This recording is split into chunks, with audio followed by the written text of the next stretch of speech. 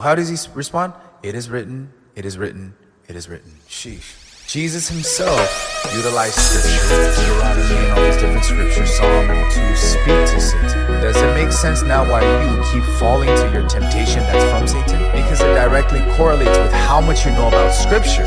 So if you don't know scripture, how can you fight Satan? You cannot. You will get, as we say in the streets, boobopped.